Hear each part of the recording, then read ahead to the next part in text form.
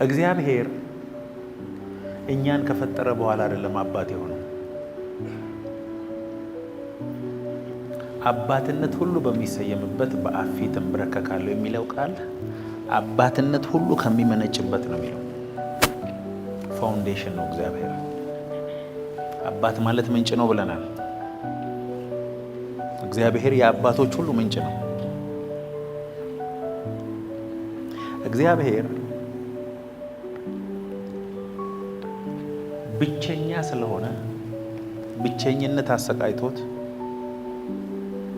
የፈጠረን ሰዎች አይደለንም። እኛ በራሱ ሙሉ ነው። እግዚአብሔር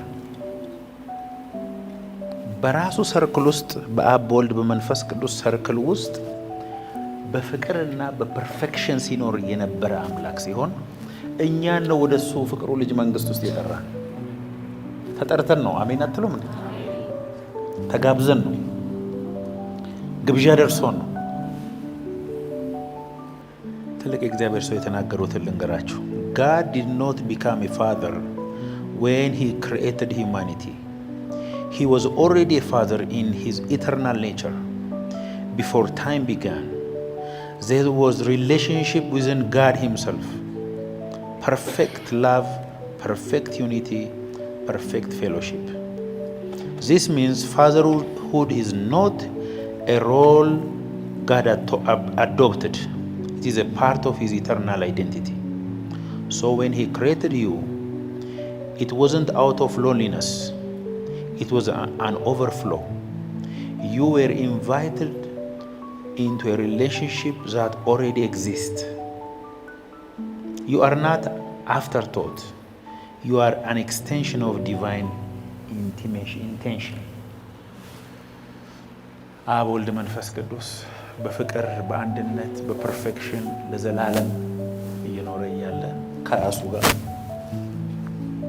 ምንም ሳያልፈልገው ምንም ሳይጎለው ሁሉ ነገር ሙሉ እያለ እኛን ወደዚህ ውስጥ የጠራን።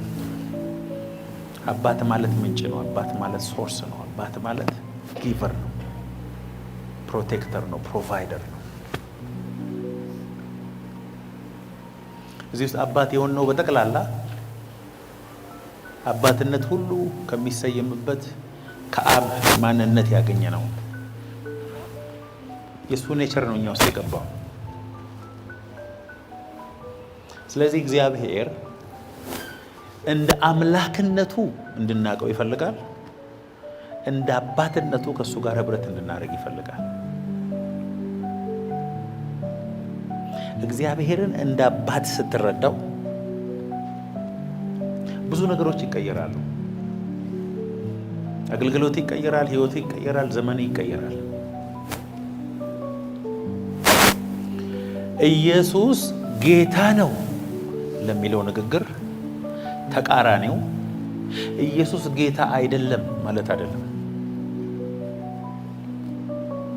ኢየሱስ ጌታ ነው ማለት ጌታዬ ነው ስለ ኢየሱስ ምግቤ ይመለከተዋል፣ ልብሴ ይመለከተዋል፣ ኑሮዬ ይመለከተዋል። በእኔ ላይ እሱ ጌታ ነው ማለት ነው። ተቃራኒው ምን እንደሆነ ልንገራቸዋል። ጭንቀት። አንድ ሰው ከመስመር ያለፈ ሲጨነቅ ኢየሱስ ጌታ አይደለም ይሄ። አንድ ሰው በጌታ በኢየሱስ ክርስቶስ ካመነ በኋላ ስለሚበላው፣ ስለሚጠጣው፣ ስለ ኑሮው ከመስመር ያለፈ ጭንቀቱ ሲጨነቅ የኢየሱስን ጌትነት ዲና እያደረገ ነው። ምን ማለት እንደሆነ ልንገራችሁ። እኔ ለራሴ ካልሰራው፣ እኔ ራሴ ካልኖርኩ፣ ለኑሮዬ ለልጆቼ እኔ ካልተጨነቅኩ ነገሮቼ ሁሉ አይሆኑም ብሎ ማሰብ ነው።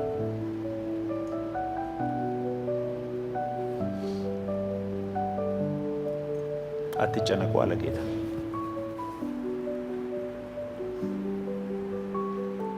ነፍስ ከመብል ይበልጣል አለ። ሰውነታችሁ ከልብስ ይበልጣል አለ። የሰማይ አባት ሳትለምኑት የሚያስፈልጋችሁን ያውቃል። በጭንቀታችሁ ምንም የምታመጡት ነገር የለም ማለት ነው። ጭንቀት አጌነስት የእግዚአብሔር ኪንግደም ነው። የእግዚአብሔር መንግስት ጽድቅና ሰላም በመንፈስ ቅዱስ የሆነ ደስታ ናት እንጂ የመብልና የመጠጥ አይደለች። joy in the Holy Ghost በእግዚአብሔር መንፈስ ውስጥ ደስ መሰኘት የእግዚአብሔር መንግስት ማለት ነው። ጽድቅ፣ ሰላም፣ በመንፈስ ቅዱስ የሆነ ደስታ ነው የእግዚአብሔር መንግስት። ጭንቀትስ የእግዚአብሔር መንግስት አይደለም። ለኔ እኔ አለው፣ ለልጆቼ እኔ አለው፣ በኔ ላይ ደግፋለሁ ማለት ኢየሱስ ጌታ አይደለም ማለት ነው። ስለዚህ ጌታ ኢየሱስ ከሞት ከተነሳ በኋላ ምንድን ያላቸው ለነ ማርያም? ወደ አባቴና ወደ አባታችሁ፣ ወደ እኔ አባት ብቻ አላለ፣ ወደ አምላኬና ወደ አምላካችሁ ሂዱና ለወንድሞቼ ወንድሞቼ ብሎ ሊጠራቸው አያፍርባቸው። አስቀድሞ ያወቃቸውን የልጁን መልክ እንዲመስሉ ወስኗል ነው። የወሰናቸውን ጠራቸው፣ የጠራቸውን አጸደቃቸው፣ ያጸደቃቸውን አከበራቸው። ወንድሞቼ ብሎ ሊጠራ አያፍርባቸው። የሚገርማችሁ ስለ መንፈሳዊ ነገር እኔ ይደንቀኛል በእውነት። ከናንተ ልጁ ዳቦ ቢለምነው ድንጋይ የሚሰጠው አለና?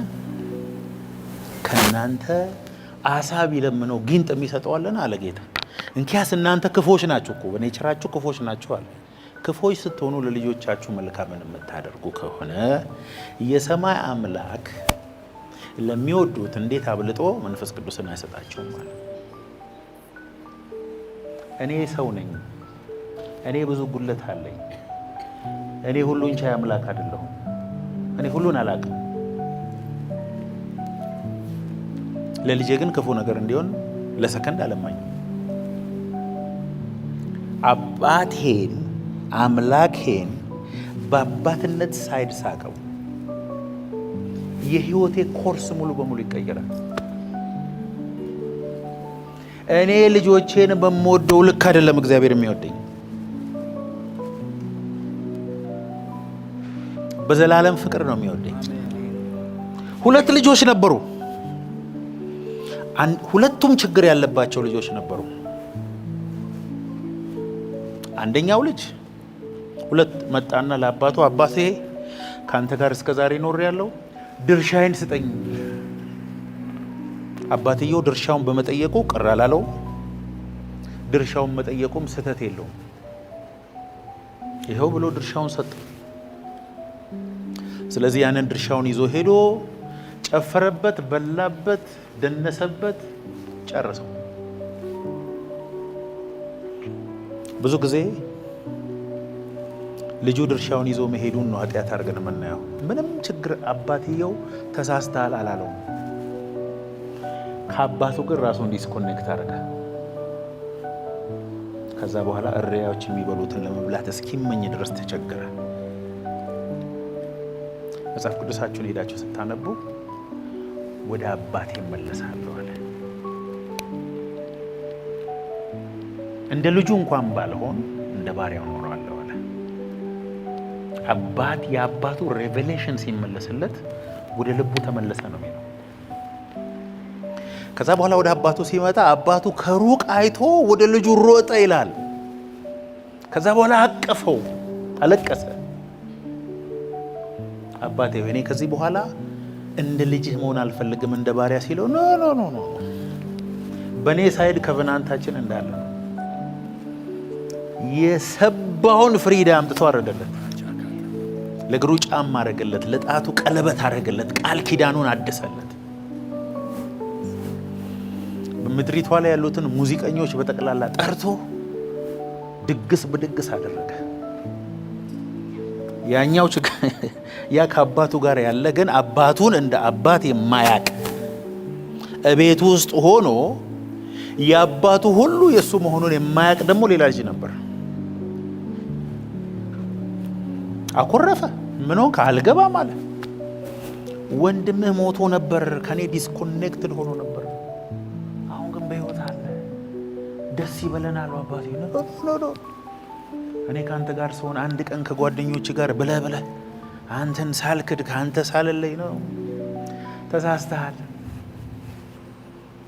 በየቀኑ ማረር ትችል ነበር። አልገባህም? ያንተ አይደል?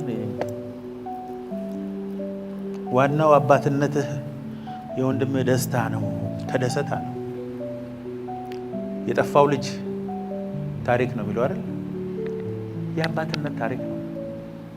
የአባትነት ፍቅር ነው። ልጁንም ከጠፋበት ከእሪያ ጉድጓድ የመለሰው የአባትነት ፍቅር ነው። ህይወትህ ትክክል የሚሆነው እግዚአብሔርን እንደ አባት ሲገባ ነው። እግዚአብሔርን እንደ አምላክ ብቻ የምታውቅ ከሆነ ፈሪሳዊ ነው የምትሆነው፣ ፈራጅ ነው የምትሆነው። እግዚአብሔርን ግን እንደ አባት ስታውቀው ፈራጅ መሆን ታቆማለህ። ወዳጅ ነው የምትሆነው። አሜን አትሉ? እስቲ እግዚአብሔር አባቴ ነው ማለት።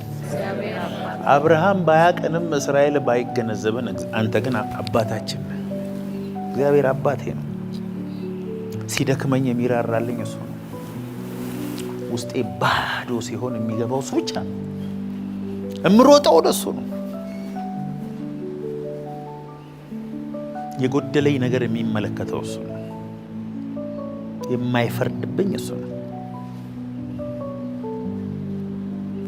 ወደዚህ ምድር ያመጣኝ እሱ ነው። እግዚአብሔር በመልኩና በአምሳሉ ፈጠረን ከሱ ጋር ፌሎሺፕ እንድናደርግ፣ ከሱ ጋር የአባትና የልጅ ህብረት እንዲኖረን። ያለ መልአክ አልተሰጠም፣ ያለ ፍጥረታት ሁሉ አልተሰጠም። የቱም መልአክ በእግዚአብሔር መልክና አምሳል አልተፈጠረም። እኛ ግን በሱ መልክና አምሳል ለምን? ለፌሎሺፕ ህብረት እንድናደርግ፣ አንድ እንድንሆን ከሱ ጋር በመንፈስ። ለዛን የተፈጠርነው በኃጢአት ምክንያት ያጣነው ለምለም የአትክልት ስፍራ አይደለም። ከሱ ጋር ያለንን ፌሎሺፕ ነው ፌድ ያደረገብን። እግዚአብሔርን እንደ አባት እንዳንረዳው ነው። ሙሴ መጥቶ እንድንረዳው አላረግንም። ነቢያት መጥተው እንድንረዳው አላረጉንም። ኢየሱስ መጣና ግን እንዲገባን አረገ። አማኑኤል ሆነ። እግዚአብሔር ከኛ ጋር በሰፈራችን የሚውል ከኛ ጋር የሚበላ ከኛ ጋር የሚጠጣ ከኛ ጋር ህብረት የሚያደርግ ሆነና እግዚአብሔር አብ ለኛ ያለውን ፍቅር አሳየ። ከዛ እንደዚህ ብሎ ጸለየ ጌታ ኢየሱስ፣ አንተ እኔን በወደድክበት ፍቅር እነሱንም እንደምትወዳቸው ያውቁ ዘንድ ዓለምም ያውቁ ዘንድ። እግዚአብሔር አብ ኢየሱስን በሚወደው መጠን እኔን ይወደኛል። የእናንተን አላቅም። እኔንም ይወደኛል የሚል ሰው እጁን ያወጣ። ኢየሱስ በተወደደበት መጠን ነው እኔ መወደደው። የምትጠሉኝ ሰዎች ካላችሁ አም ሶሪ። እግዚአብሔር አብ ልጁን ኢየሱስ ክርስቶስን በሚወድበት መጠን ነው እኔን የሚወደኝ። ምን ይሻላችኋል? We are created in the image and likeness of God to have intimacy in the spirit with Him, to fellowship with Him. Worship is an exchange. እግዚአብሔርን ስናመልከው እኮ የእሱ ህይወት ወደኛ ይፈሳል።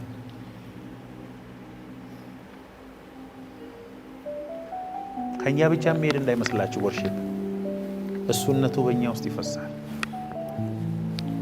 እግዚአብሔርን እንደ አባት መረዳት። እግዚአብሔር ዛሬ አይኖቻችንን ይክፈት። Sin did not destroy the image. It fractured our awareness of it.